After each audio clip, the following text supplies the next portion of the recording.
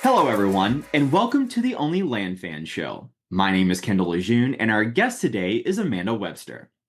Amanda Webster is Fund and Grow's Chief Operating Officer. She joined the team in 2020 with vast legal knowledge and over 20 years of management experience, and she has been pivotal to the company's continued growth. Amanda is the CEO's right hand to ensure all departments continue to run smoothly, works with the management team to improve processes, and coordinates employee events to foster a healthy work environment. Amanda, thanks so much for joining us. How are you today? Thank you so much for having me. I am great coming to you from sunny Florida. I don't know where everyone else is, but that's where I am. Love it. I love it. I am so excited to talk to you today because when I first found out about your company and what they're able to do for land investors, I was blown away because I hadn't heard very many people using business credit to fund land deals. And so we're talking today about land investing made easy, how business credit funds your next deal. Before we get into that, can you tell us a little bit about your company, Fund and Grow, and how does it work?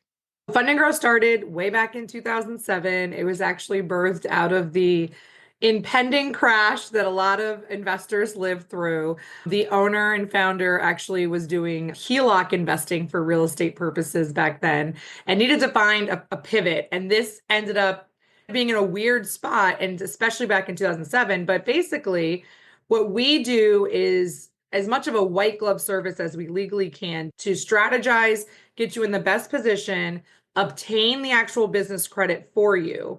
It's a 12-month process because think about it, when you were 18, you had to start building your personal credit. It takes time. It's not a quick thing. The EIN business credit's very similar to that, except for what, because of the wisdom and knowledge and connections and relationships we have, we're able to accelerate it. So we're able to get you from zero hopefully to 250,000 or more in this business credit in that 12-month time frame. So we do as much of the heavy lifting as legally possible, and then we actually coach you and teach you the things that we can't legally do for you. But we are there holding your hand even during those moments. So it's as much of a white glove service as we can provide. That is incredible. Talk about a value. I know several friends that I have that work with Fund and Grow for their own personal business credit, as well as I have several clients that sing your praises as well. And so I know that you've been very instrumental to the growing of their land businesses. But this idea of using business credit to actually fund land deals, not very many people are talking about that. So can you give us a 30,000 foot view of what that looks like? So when you think of business credit, what most people don't understand is the majority of that is business credit cards. Business credit cards are the exact same thing as a business line of credit. They're just housed in a different vehicle. So you can actually use it. It's revolving, unsecured debt you can use for anything and everything. Now, people think I'm crazy when I say this, but even to purchase real estate, land, a car, if it is valid for your business, you can purchase anything and everything. And it is revolving. Therefore, you do it, you pay it off, you do it again. You don't have to keep reapplying like you would for, say, a business term loan.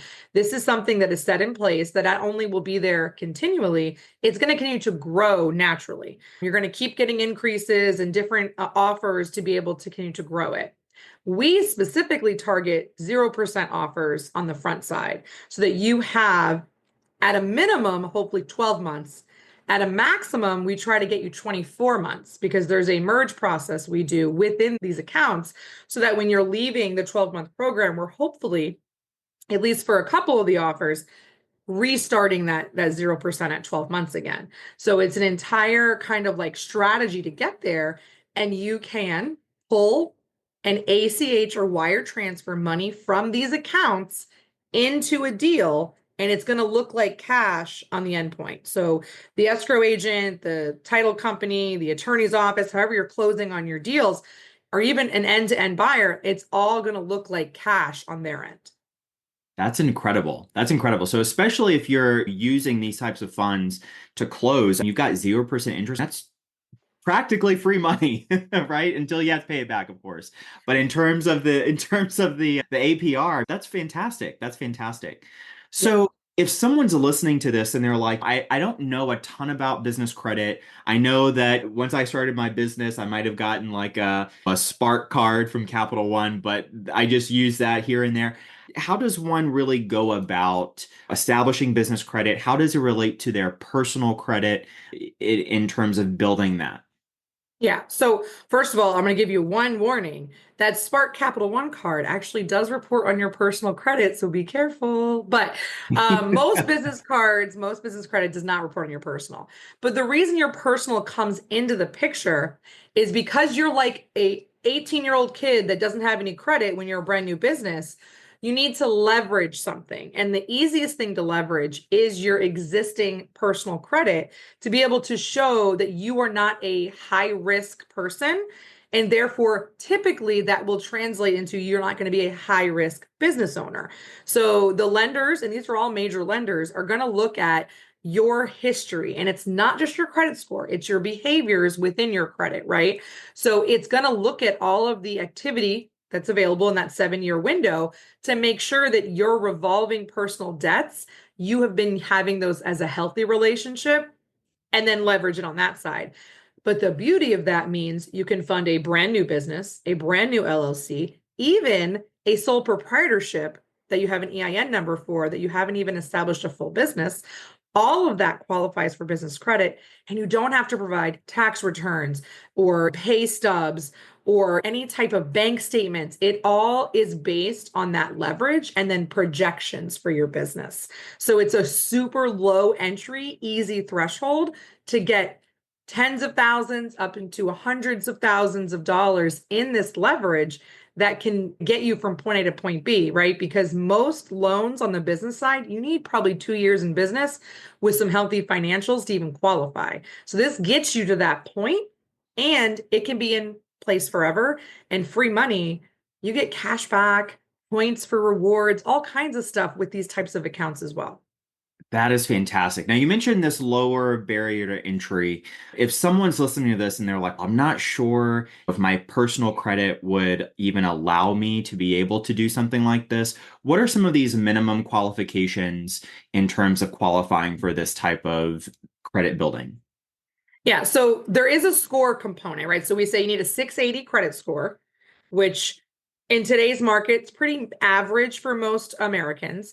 But when you look deeper, you also need to make sure that the person has a good mix, meaning typically you want to see two revolving accounts on your personal with major lenders. So Capital One, Wells Fargo, Bank of America, Chase, Amex, Discover, the main ones. Elon is a huge lender that has a bunch of different cards they underwrite for, Capital City Bank and things like that. US Bank, any of those, right? You want to have at least two of those. And they also like to see some type of installment history, whether it be a car loan, a mortgage. It doesn't matter if it's still open, just still showing that you had the account and it always remained in good standing. A couple of lates are okay. We can get around to a few lates, but it can't be a bunch of them and it can't be super recent. And then the last thing to look at is to make sure you're not shopping for credit. So your inquiries also come into play. So you don't want to have a bunch of inquiries within the last 6 months. They want to make sure that you haven't been with what they feel is high risk for shopping. Yeah, that's really good. Now, if someone may be listening to this and they say, I feel like I might be a little bit under that 680 or my credit's not exactly where I need it to be, what are some tips that you can give someone to start preparing their personal credit for this type of process? Imagine having a complete toolkit for success right at your fingertips. That's exactly what you get with Only Land Fan School, our premium online community. For a low monthly fee, access our treasure trove of resources, the on-market deals course, acquisitions tool suite, and Dispo Secrets library. Plus, connect with fellow flippers in our active community. Whether you're hunting for deals or closing sales, Only Land Fan School has you covered with step-by-step guidance and insider knowledge. Ready to supercharge your land flipping journey? Join Only Land Fan School at olfschool.com today. In today's society, the biggest issue is utilization. So I have seen people, and what I mean by utilization is you have a $10,000 Capital One card and you owe $9,900 on it. Okay, so that's a really high utilization, right? The healthy point is 35% or less of the available credit on each individual account. It's not an aggregate. Revolving credit, every type of credit is scored a little different in the modules.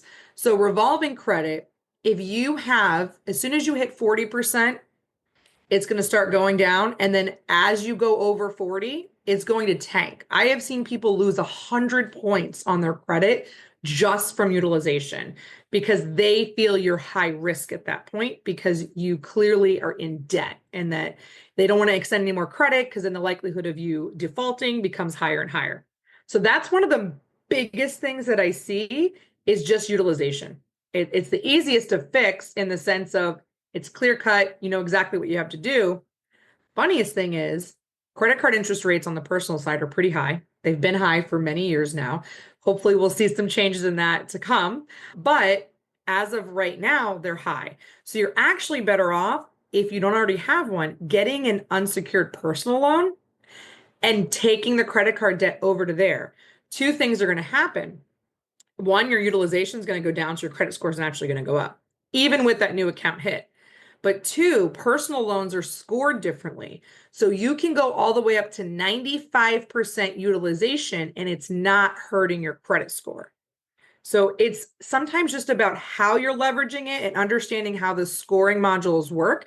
And they work the same in the sense of the behavior on all three bureaus. Scoring can be a little different, but the behavior that they score is exactly the same across all three bureaus. That is really great advice. And so this idea of getting an unsecured personal loan to be able to pay off the credit cards, lowering that utilization rate. Does someone go about getting an unsecured personal loan? Where should they go? Do you have any tips about that? Funny enough, the marketplace ones like Lending Tree, Lending Club, even NerdWallet, they have really good, they're more like search engine networks that they use. So they end up doing a soft pull typically, which won't hurt your credit, to extend offers to you. And they don't pull your credit until you accept one of those offers. So one of those, because then you can see if you have multiple options on the table. And typically, unless your credit's really bad, typically the interest rates are going to be less than your credit card. And they're not compounded the same way. So interest rates on credit cards compound daily, average daily balances versus monthly and yearly that you see in term loans. So that's one of the things you can not only cut your interest rate, but you actually have a set payment with a set end date that's not going to be 37 years from now, like your credit card with your minimum payments would be. Wow, that's amazing. I had not heard of that before. That's Yeah. fantastic. I love that. Now, it sounds like obviously you have a lot of command of the knowledge in this particular area. And what perked my ears up when you were talking about what Fund and Grow does a little bit earlier was this coaching component. Can you talk a little bit about what that looks like in a program? So let's say I want to build my business credit. I go to Fund and Grow and say, I'm your clay, mold me. What does it look like and what will you do with me in that process? So we learned several years ago that sometimes the secret sauce isn't what gives you your value, and what gives you your value is a lot bigger. So that's when we made this switch because we didn't always do the coaching model. So we decided that it would make more sense to teach our clients how to continue to grow this after the 12 months because this is the type of credit that's there forever. So what we do is we do the strategy. We're there picking the offers that we feel are best for you. The client does have the full authority to approve or deny any of the offers that we suggest. We do the applications. And then from there, we actually coach our clients on how to talk to the underwriters because, yes, business credit cards actually have underwriting departments at each of these lenders. Personal credit cards don't have that. So we even coach clients very successfully on how to take a denial and not only overturn it, but overturn it into a card that has tens of thousands of dollars on it.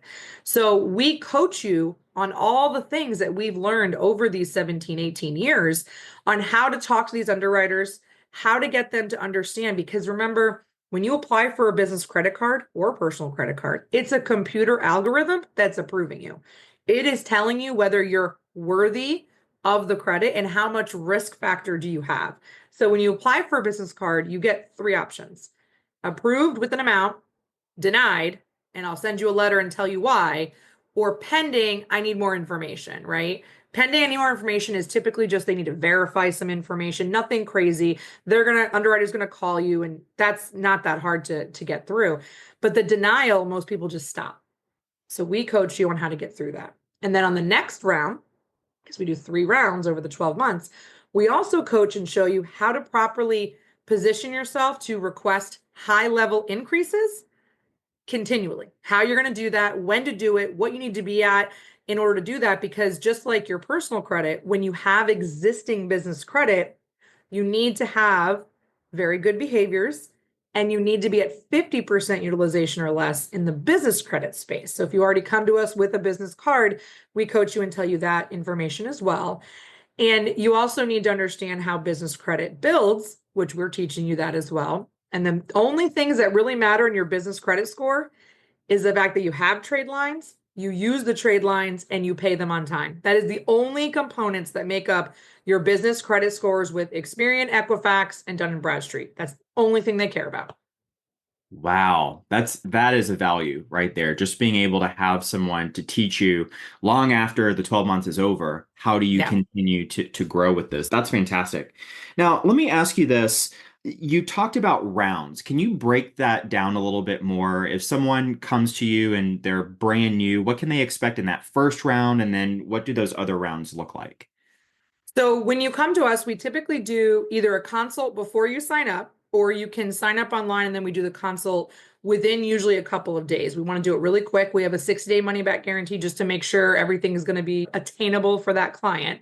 But we're going to do a strategy call on the front or right after that's going to do a prequel. And we're going to tell you exactly what you can expect. It's a range with your profile, given everything we know.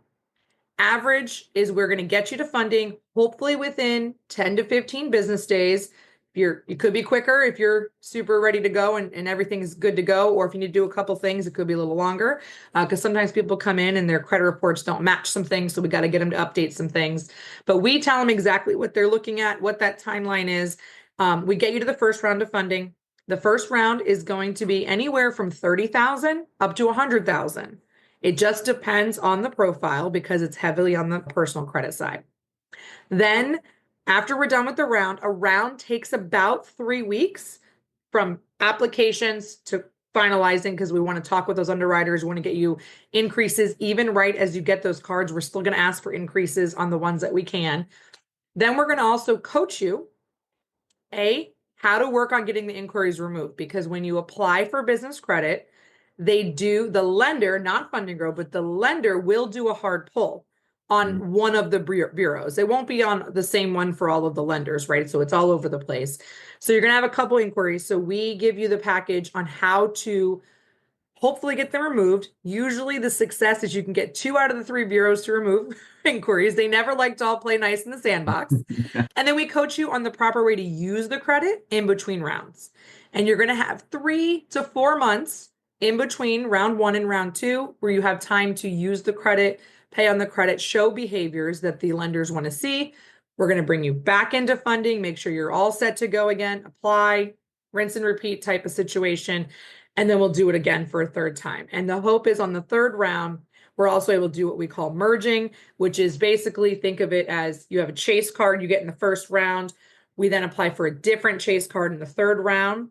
And we're going to merge the available credit from the first card into the second card, which now has 0% interest again. So you're restarting the 0% interest at the end of it. Now, you can't do that forever. Everyone's like, why can't you just do it forever? You can't do it forever. There's only so many card offers that they have. But at the end of the day, if you're creating ROI and you're smart, this should be short-term holding, right? It shouldn't be something after the 0% is over. It shouldn't be something you're holding debt for a long period of time, but it should be enough to be able to close deals, find better long-term funding, because I think anyone who's in the investing space knows much easier to get funding when you already own the property. So Yeah, that's great. So you mentioned earlier about how to use the credit in between these rounds. What are some rules of thumb that you typically teach? This is how you should be using the credit when you first get it. So the rule is aggressive purchasing, and I don't mean tens of thousands of dollars on the first purchase. I just mean that you're actively using it on a regular basis. I like to say do 5 smaller charges before you do any charges that are in the thousands, just to make sure the banks are okay with it. If you jump to a $10,000 purchase, first purchase might have a problem, might hit some fraud filters. But if you just get gas and maybe you buy some office supplies or buy your client dinner, whatever, if you just do a couple smaller ones, it'll make it easier. But aggressive purchasing, meaning you're actually using it, and aggressive payments. So an aggressive payments can be 2 to 3 times the minimum payment. That's all that means by aggressive. And at the end of the day, you need to be smart to make sure that you've built in enough time planning to be at 50% utilization or less when you get to round 2. Now, the beauty of business credit, when we're done building and you're not in a building phase anymore, you can max out business cards all the way to the limit, and it does not hurt your business credit score. It actually is healthy to create behaviors that you are using and paying off and using and paying off to high levels. As an example, I use Fund and Grow's business credit to purchase everything humanly possible for the office, for travel, for anything that I'm doing, for anything the company needs. And I'm doing 2 things. I'm building the score and keeping it healthy. We do weekly payments to make sure that we have healthy behaviors with them, but we grew to having non-recourse commercial lending that no longer required the personal guarantee, that no longer required the personal credit. So Fund and Grow as a business can go out and get multi-million-dollar loans now, and nobody has to sign for it other than Fund and Grow on the EIN side. And that is what most people don't understand, that at the end of the day, that's what building business credit does for you. It opens up so many doors of funding that you can't get unless you have 2 avenues. You take the time and build some credit, or you somehow have this amazing business model that makes tens of millions of dollars that they can now trust that you're going to be good to go. I love that so much. This is really scratching my brain in a really cool way. So let me ask you this. I know that I talk to so many different people in different stages of their land journeys, and a lot of people that are just now becoming business owners bring with them this baggage of maybe some wrong thinking about credit, or maybe some things that we've been taught to think about how to use personal credit. And so just the word credit makes some people's skin crawl. So, can you talk a little bit about what are some mindset things that people can look to business credit that kind of shatters those old beliefs of the personal credit and really demonstrates that this is a tool that's necessary to grow your business? So the first thing is first, stop listening to Dave Ramsey, because Dave Ramsey has a very valid 1 point I will give him. The American dream should be that you can be completely debt free. Okay. It's a great dream to have. I love it for myself also. The difference is most of us are not born with a silver spoon and have the ability to not leverage debt to get to that point. So I think it is 100% a teachable mindset. I don't think they teach this to the high school students, period, as far as responsible credit. But in this world, cash will always be the king of things, right? There's no argument there.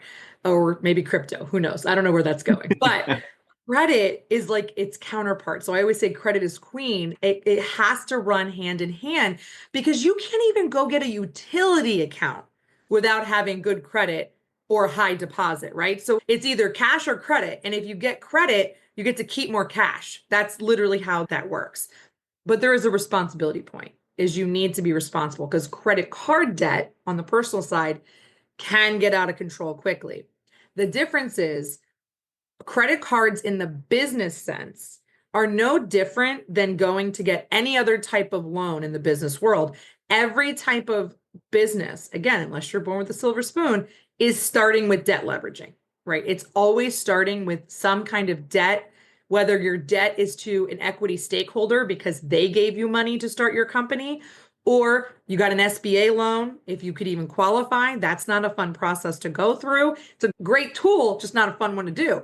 Or if you go in and get private funding, again, crowdfunding has its own, everything has its cost though. everything. Unless you have a great grant writer and you qualify for some grants, there's always a cost to everything you're doing. So it is a mind shift setting of like debt leveraging is how you get moving forward. They always say that wealthy people don't own, they all rent, right? Because the property they own, they're money-making properties to them, right? They don't want to live in their money-making properties. It's the same thing in business. Every great business it started from a loan in some capacity. Figuring out the right loan, figuring out what you can even qualify for. Business credit isn't for everybody, but it probably is. They just don't understand how to use it. That's really good. So debt should not be the four-letter word that most of us have grown up to believe. You just made a really interesting point. You said that business credit should be for everyone if they understand how to use it. So can you talk to us about some common uses that you see your clients that are using it really well to grow their businesses? What are some instances? So the easiest strongest way is if you're using it, that's something that's going to have an ROI, right? Not everything you do in business has an instant ROI. And I understand that. There's sometimes it's a long game for things. For business credit, in the beginning at 0% interest, you could use it for anything because technically there's no interest and you're not really having to spend money to do it. But you just have to have a plan to pay it back. You have to have a plan to know that at that 12-month or 18-month mark, it's going to start having interest. Now, it doesn't go backwards like some of those horrible furniture store offers that they do. If you don't pay it off, it's now all this interest comes in. It is moving forward, but you have to have a plan. But ROI based things like, for an example, paid ads. If you have a great paid ads campaign that you're going to be able to make enough profit to pay it off before the interest is going to hit, that's a no-brainer, right? If you're going to go to, some people go to say trade shows and they're selling things at the trade show. If they make enough money, paying for the trade show makes sense. When you get to the Funding Girl level, we use it for everything because we have income coming in. It's a way to extend our cash flow. And that's the biggest thing for us is extending it and then getting access. We use it mostly for the cash back. And every quarter, we're getting tens of thousands of dollars in cash back that just goes into the bank account.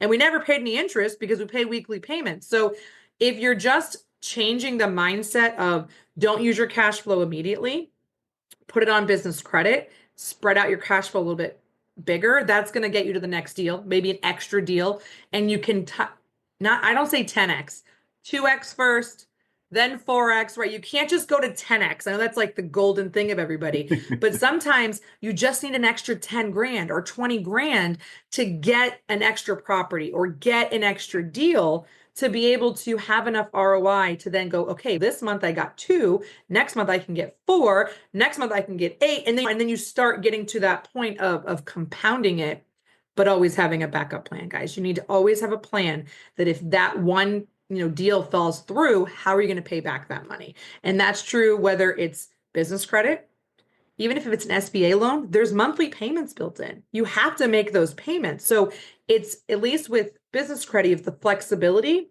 of you only have minimum payments at 1% of what you owe. And on the months that you don't owe anything, you don't have any payment, right? So if you have a month where you didn't need it for that month, you don't owe anything at that point. It's just sitting there for when you do need it. So it's all about strategizing the right way to use debt that's going to make sense for each person's business. And again, it should be used for all businesses, but I can't educate everybody apparently. If you're enjoying this episode of the Only Land Fans podcast, please let us know by subscribing and leaving a review. Now let's get back to the action. You're trying really hard. That's good. I think I heard you mention typically minimum payments, or maybe not typically, but you said something about minimum payments are around 1% of what you owe. Is that typical across the board for most business credit? Yeah. Okay. Excellent. Yeah. We've talked about some of the ways that we should be using business credit. What are some of the common ways that you see people misuse business credit where they start to get into some trouble and things start going sideways? All right. So there's a really good, easy golden rule, and I use it for personal as well. Your personal credit, your personal purchases go on your personal accounts. Your business purchases, your business credit go on your business account. So if you keep that as the first rule, always a safe bet. Don't buy shiny objects. unless they're gonna make you money. I did have a client buy a Tesla. Mm. It didn't go well. He got the Tesla, but then all of his business credit got shut down. And when you think of it like when you have charge off on your personal credit or anything like that, it takes years to recoup in that world. So he wasn't able to get any more business credit for I don't even know how long. Like it was years before they would even touch him again because he didn't use it for business use. Cash advances, don't do that on business cards. It makes it look risky. It's also going to have a higher interest rate. It's not going to qualify for 0% interest. And there's ways around it. There are other ways to pull cash if you really need it than doing it that way. There's third party reputable companies who we give that resource to our clients as well. We give them options of like different merchant account companies who will process and pay, but it's B2B only. You can't pay yourself. You can't pay to your own bank account. Don't go set up a Square in your business name and then charge your business card to yourself because I promise you it might work once or twice, but they're going to catch on and they're going to not only are they going to pull your business cards, they're going to put a red label on your merchant activity and might stop you from being able to get future merchant accounts. And depending on your business, that could be a huge problem. Yeah, So, that's terrifying. yeah, Yeah. there's a lot of terms. It's not illegal. It's the terms of service that Visa, MasterCard, Amex, Discover have. And as long as you just keep it B2B and don't do B2B to two businesses you own either, they will catch on to that eventually. Just follow that rule, those golden rules, and you'll have no problem. It's something that they just want to make sure that you're a smart business person, that you're going to be low risk and you're going to continue to pay your bills. That's all they care about is you pay your bills. So just make sure it's B2B and you'll never have a problem. That is great advice. When I think about personal credit, because of course, every time I think of credit, my mind goes to personal credit. One of the things I've heard said very often, I know many people follow this rule, is, and we talked about this a little bit earlier about using debt as leverage, but I know a lot of people that won't touch their credit cards unless it's an emergency. So I'm Mhm. thinking about from a business standpoint, what are your thoughts about, oh goodness, the deals didn't close that we thought were going to close this month? Should I use my business credit for operational expenses to pay my payroll? Talk to us about that. What are your thoughts about that?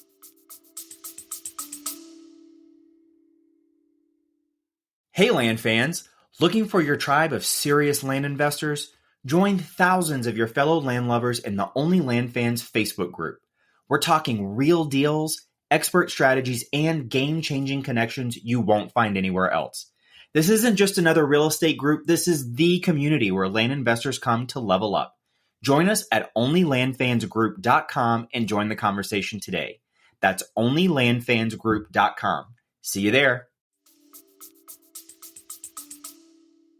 So it's definitely a good safety net in moderation. It's like diets, right? Everything can be good in moderation. But so you need to be able to have some type of long-term plan. However, what I will say is if this type of credit can get you through those struggles, at least you didn't fail. Let's be real, like 80 something percent of businesses fail due to lack of capital. If they had just known there were options to get these little pieces put together to get them over those hurdles. How many businesses closed during COVID because they didn't have any money, even with the PP money and all the PPP or whatever the heck that was going on. So point being is if it's a need, sure. If it's going to keep your business functioning, sure. But also understand if you default on a business credit card that you've personally guaranteed, it's tied to both sides. So you definitely want to be as safe as you can. The other piece I would say, because of Dave Ramsey, which is why people have the fears, and I only use credit cards for emergencies type of situation. I love points and rewards and all the things that come on both personal and business cards. So there's free money to be had, but there's also some fraud protections that people miss. I don't use my debit card for anything on my personal side, and I don't use the business checking card for anything on the business side because it's tied directly to my cash, whether it's personal or business. So there's also some fraud protection. So therefore, if I'm using my credit card and that gets compromised, it's not immediately attached to my cash. Yes, they may charge, but every company out there has fraud protections and fraud processes to be able to recoup your money and your accounts, and it doesn't hurt you, right? Imagine you're a business and you're using your business checking card that they give you at the bank, and somebody wipes out all of your cash flow. That can be a game stopper for people. They were using business credit. They would only be able to get up to the limit of that card. And most cards don't have 100, $200,000 on one card. There are some that do get some big amounts on there. But my point is they can only go to that limit. And typically you're going to catch it pretty quickly if you have the right alerts and stuff and you're checking on things. So there is a fraud protection piece that's there both on personal and business cards. And that's just the way I operate. I know, again, anti Dave Ramsey. I actually love him. I think he's very smart. I just think he's missing some points in life.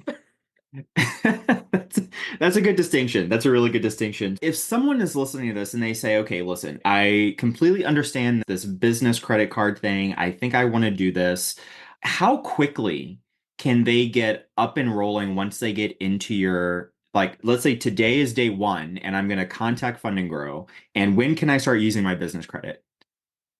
Typically, I'm going to be able to get you into funding. If your credit's in in position, your business is good to go, it's reporting correctly, all the things, because we got to make sure it reports to Secretary of State and we can verify who owns the business type thing.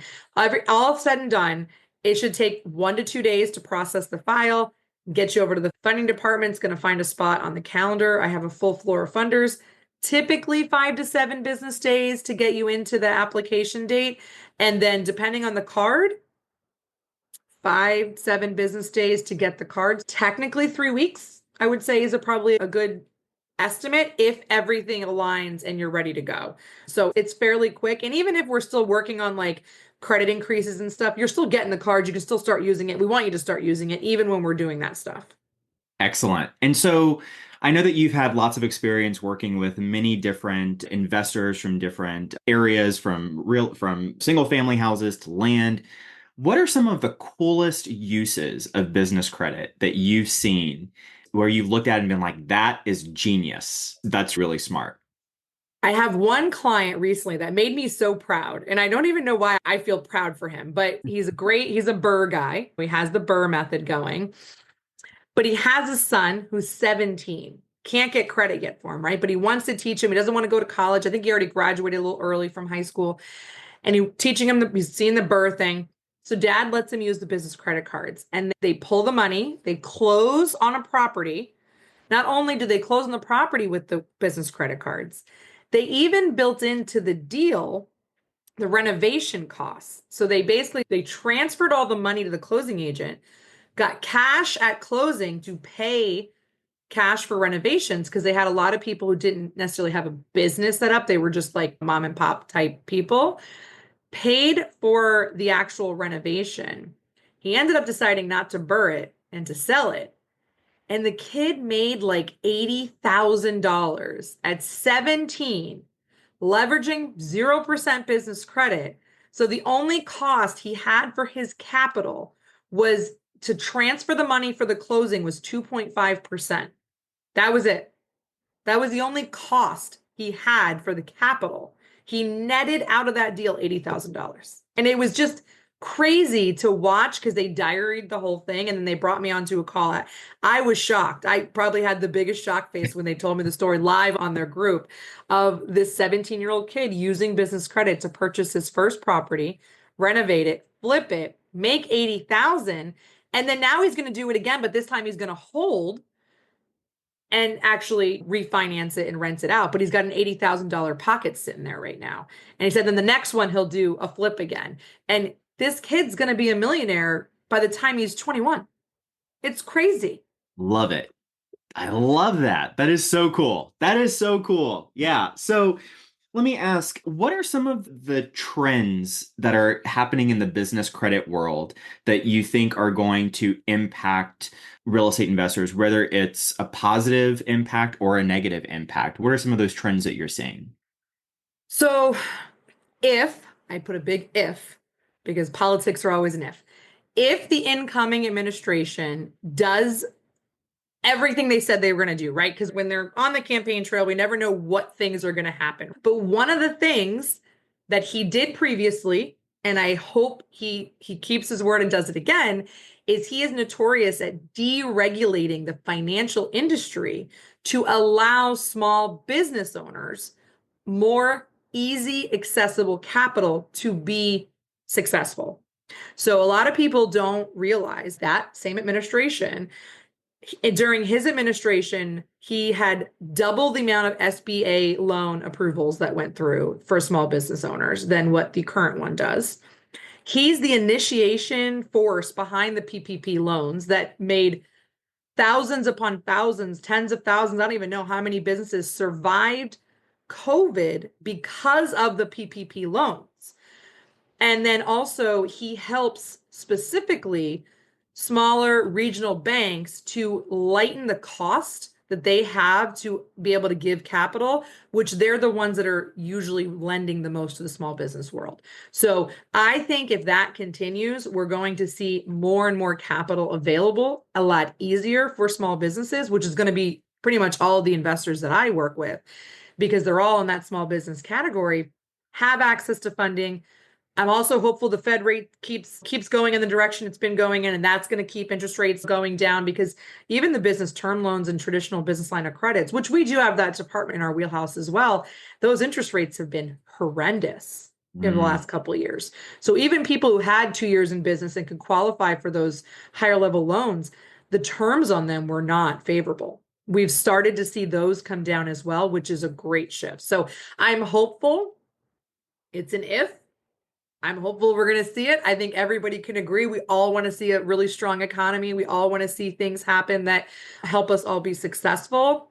And that's what I hope for. And that's what I'm seeing. I've definitely seen the lenders start lending higher limits per account recently. So I think they're seeing some of that same traction, which is a great sign in my world. Yeah, that's great. Let's hope that it continues down that trajectory. That's fantastic.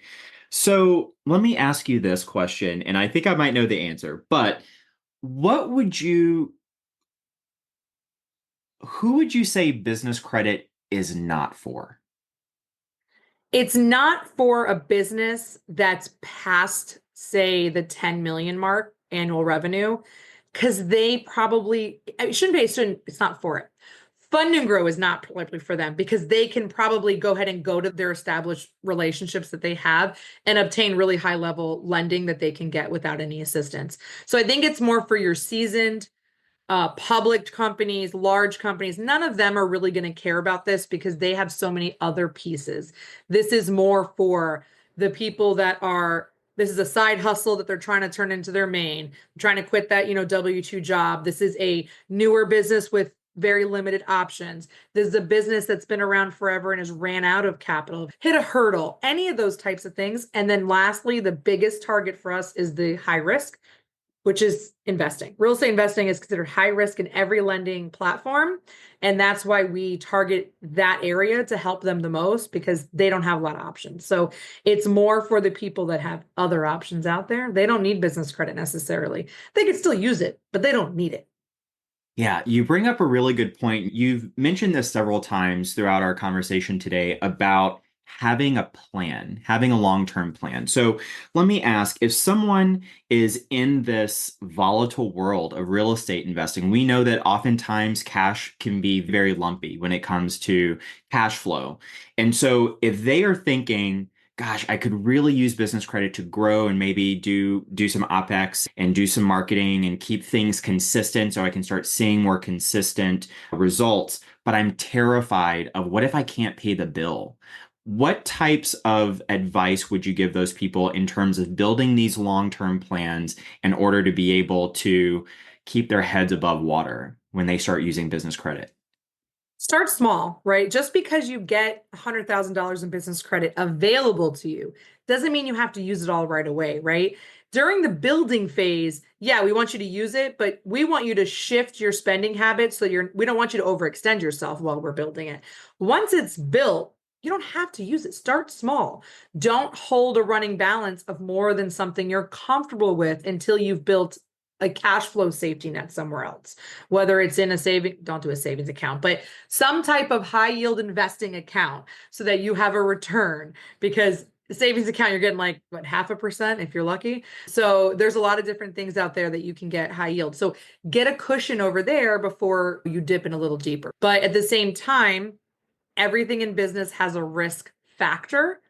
And I know it's a cliche, it's like high risk, high reward type of thing, but you do have to build up that tolerance sometimes. So maybe start small. Maybe say, okay, you know what? I'm not going to hold any more than $10,000 in any type of debt for now because I know I have a good safety. I could pay that off in a couple months, even in the worst case scenario. I wouldn't necessarily jump in and go, okay, I'm going to do $90,000 in business credit and I have no safety net. It's literally figuring out your risk appetite of what you're comfortable with. I would say don't take off more than what would take you 3 or 4 months to pay, because after about 3 or 4 months, that those interest, once interest is there, the interest rate is going to start compounding and get overwhelming. So you want to make sure you have a plan. Now, if you have some deals that are going to come to fruition or happen, it's okay to hold a little bit more, because there's always a little bit of cost of capital to everything. But I think start small, take a little bite before you dive in and eat the whole pizza. Yeah, that's really good advice, especially if someone is not used to having access to $100,000. Like it could be very, especially, I know I'll just speak from the land side of things. Like that can go really quickly, even if you don't buy land. Just, oh, I need this shiny CRM and I need this and I need that. No You shiny can, things. I no, told you, no there shiny you things. go. There you go. No shiny things. Take that away with, yeah, with put that on a poster somewhere. No shiny things. I love that. So, what is it that you've worked with so many people in terms of building their business credit? What is it that you wish people knew about the business credit industry? Calling all ambitious land flippers, ready to transform your business with proven systems and processes? Imagine this. One of my students recently closed 2 land deals and got another under contract in just 24 hours. That's the power of a well-oiled land flipping machine. My exclusive coaching program is specifically designed for action takers just like you.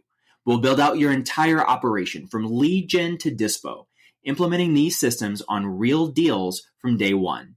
But hurry, I'm only accepting 3 new students until 2025. If you've done deals, have a growth mindset, and are ready to scale, visit kindlecall.com now. Let's turn your land business into a consistent profit powerhouse. I think it's just them understanding the long game of what this could do and the doors it could open for you, because we didn't talk about it today. There's also vendor credit, and that's part of our program too. That's more like that's non-recourse, non-PG, direct vendor lines. Think of Home Depot corporate or Uline or Amazon corporate. Those are great. They start really small, but we teach you how to build those as well, all of which is one umbrella. But at the end of the day, like I said, everybody gets scared of the PG, gets scared of a personal guarantee, gets scared of anything on the personal credit, right?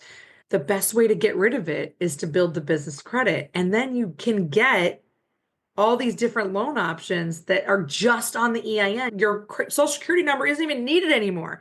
They don't even care about that anymore. So I think it's understanding the long game of what this could do. We bought 2 different buildings with commercial non-recourse credit because we'd done the work over the years. So we were able to buy, one of them was like 650, one of them was $1 million building, and we were able to get mortgages that were only on the EIN. There was nothing tied to the owner of the business personally. So if it had failed, all they can do is take the building. They can't come after anybody else. They can't do anything. They can't even really come after the business because it was a secured mortgage. But the whole terms is they can't come after the personal, and you're divorcing yourself. You have to divorce yourself from your business so that your business can have its own identity. And in the long game, that's going to be where it's at. That's going to be what's going to give you the ability to make millions of dollars and not have to worry about your personal credit coming into the game. Yeah, that sounds like an entire world of possibilities, right? It Um, is. so I know we've talked about this offline before. Recently, I have a lot of listeners who are not American citizens. And so, how can those people go about building business credit if they're interested in doing that? So there's a couple things they have to know. They have to have a US based business. Of course, that's the number one for any lending in the US. They need to have a US, some social security numbers. I know you can't get those. They don't just hand them out freely. There's a whole process that goes with that. The ITINs, you can build personal credit on that. You can get to a point, certain lenders will allow you to build business credit.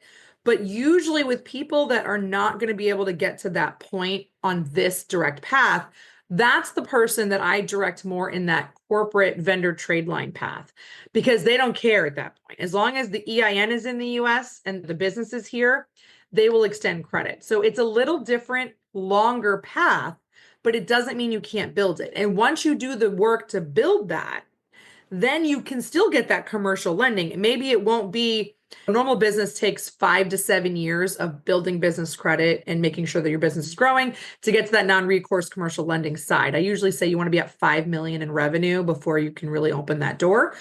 But if you're the lower side, it doesn't mean you can't get lending. It just means you might not get as high of a level. Instead of getting $1 million loan, maybe you only get a $500,000 loan, right? But that can be a huge door for people. So I push them more on the corporate credit side. We don't have that as a standalone service yet. I am working on it. I hopefully in the next 6 months, I will have a standalone service that is just the corporate credit side. That's nothing to do with your social security, nothing to do with your credit score, to help the people, because there's a huge segment of people that either can't build credit or have really bad credit from very normal things. Life events happen and things, divorce, someone dies, whatever. So we are developing that program as well. And if someone needed it now, I have a referral source. I got someone who just does that for now until I build it out. But it's just one of those things. It's just going to take longer. Got it. That's really good insight. I love that. So let me ask you, what is your personal superpower? I have the, I feel it's the most boring one ever. I've been asked this a couple of times. People are like, I don't know. That's like a famous question now, I think. My superpower is basically finding holes in processes, finding things that are a misstep or something. So I have this ability to be able to look at an SOP or look at something and be able to tell you why it's not working. It's just one of those things. I came from law before I came into the finance world. And I did the same thing in law firms.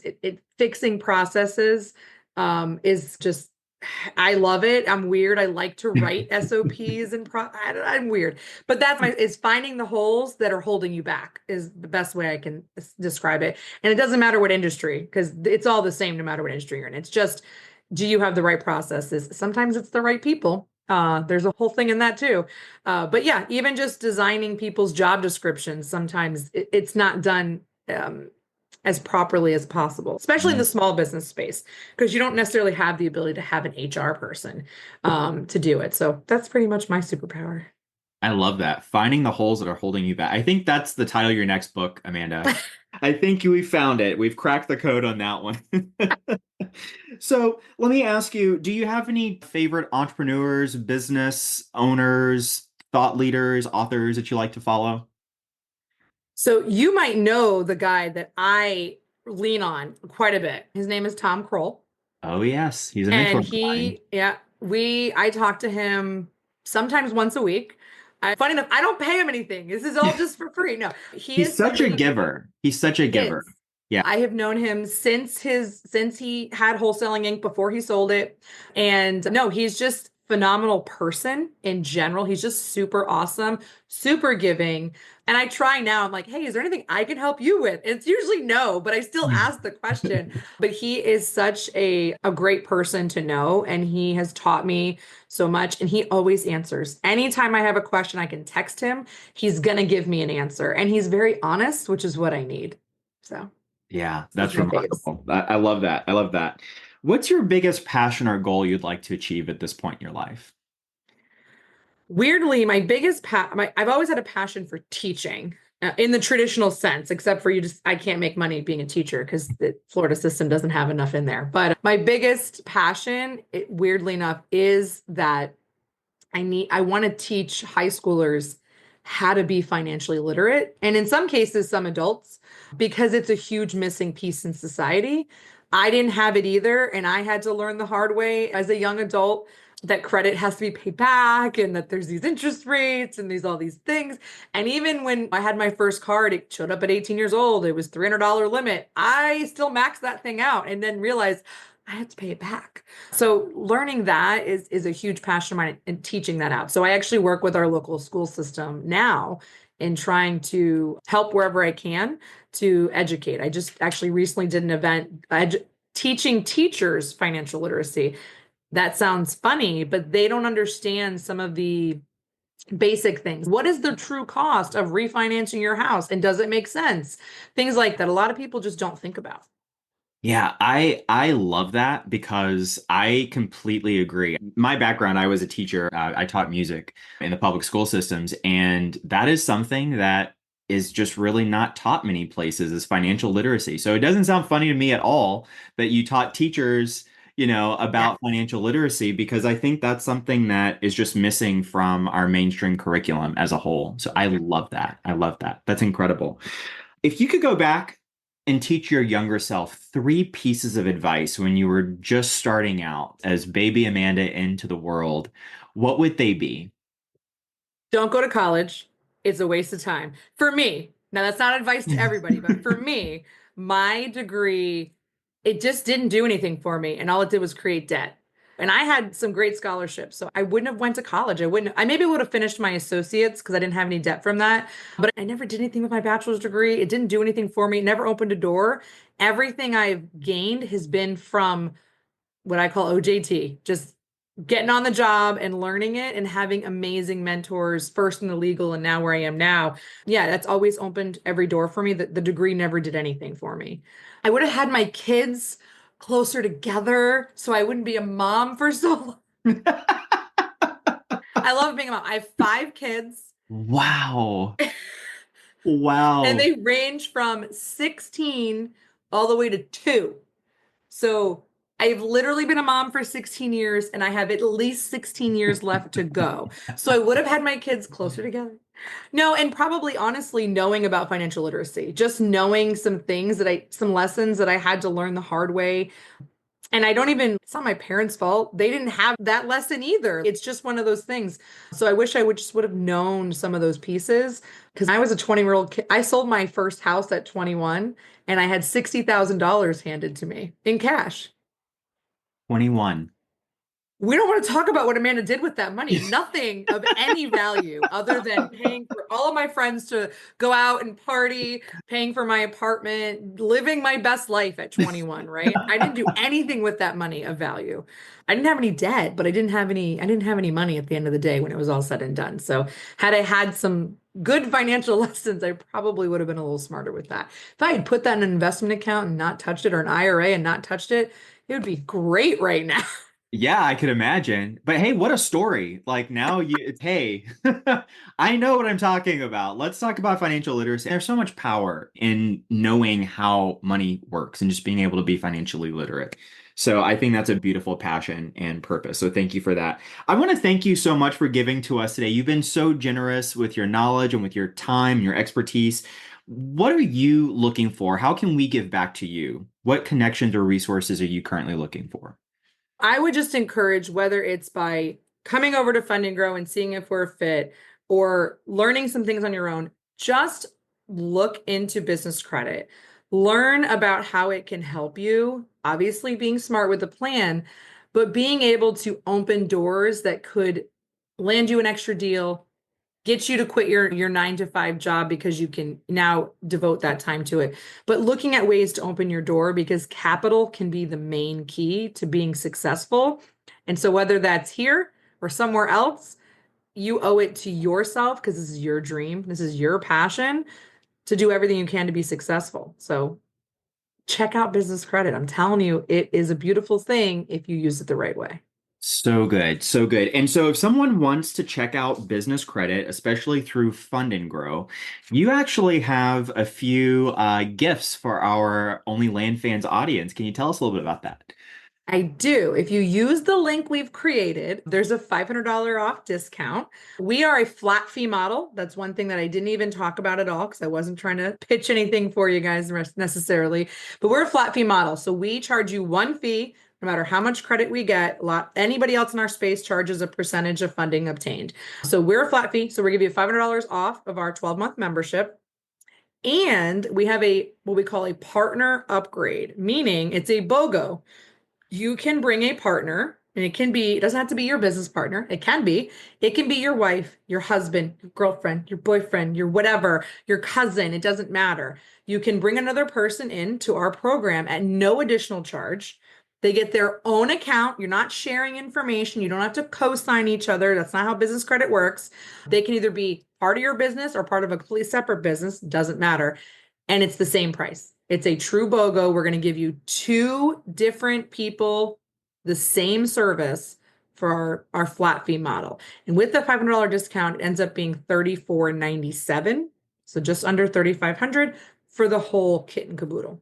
Wow. Okay, so a couple of questions. I have some follow-up questions. So first of all, since we're talking about business credit, is there a way that I could put that 34.97 onto some business credit? How does that work? Could I do that? So we do have payment plans. And what I tell people is if you're ready to go, you don't have a bunch of stuff you got to work on. And we can tell you that ahead of time. You don't have to, you can actually call us, tell them you heard about us from Only Land Fans, and they'll still give you the discount if you don't use the link, but you have to tell them who you came from. But you can do a 5 payment plan. Now there is a finance fee built in, but hold on one second. And you can start for $847.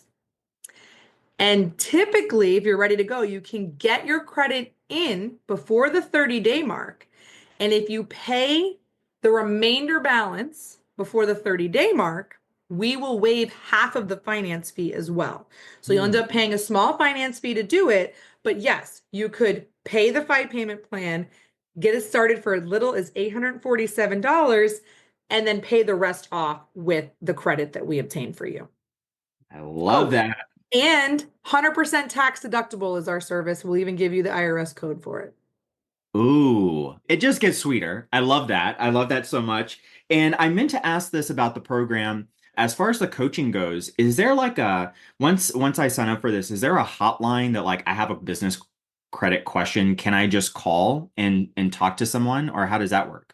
You get assigned what I call a client success advocate who you can reach out to at all times during your membership to ask any questions you need, and they will get you the answers. Even if they don't know the answer, they're going to get the answer for you. So yes, you have an assigned rep that you can call, text, email, anytime, well, during business hours, but that they'll respond to you and get any questions you have answered while you're with Fund and Grow. And then we even have an extra offer where we have a premium coaching add-on that if you want to have after you leave Fund and Grow for $50 a month. Right now, I'm going to be raising that price later, but right now it's $50 a month, where you still have access to myself and the executive team and the funding experts that come in, and we do coaching calls and stuff. But you can also continue to ask questions and things like that through that avenue as well. I love that. I love that. So we've got coaching, we've got education, we've got done for you services, which I love. White glove, done for you services. Sign me up any day. So if people are interested in taking advantage of what Amanda is offering for our OLF audience, you can just go to startfundandgrow.com. Super simple, startfundandgrow.com. Spell out the word, and we'll also put that link in the show notes and in the show description so you can check that out and get a free consultation to see what's up. How do you do that? All right. I want to thank you so much. Thanks so much, Amanda. Thank you. This has been so enlightening, so valuable. Thank you for joining us. I'm super excited to hit the ground running with business credit and making sure that we're utilizing that. Thank you everyone for joining us. Sarah, Sandra, Haley, everyone that streamed. I hope you have a fantastic Thanksgiving. I'm so thankful for each and every one of you that makes this community the vibrant, educational, thriving community that it is. And Amanda, again, thank you for being so generous with your knowledge and with your time. So until then, take care, be safe. We'll catch you in the next one. Bye-bye.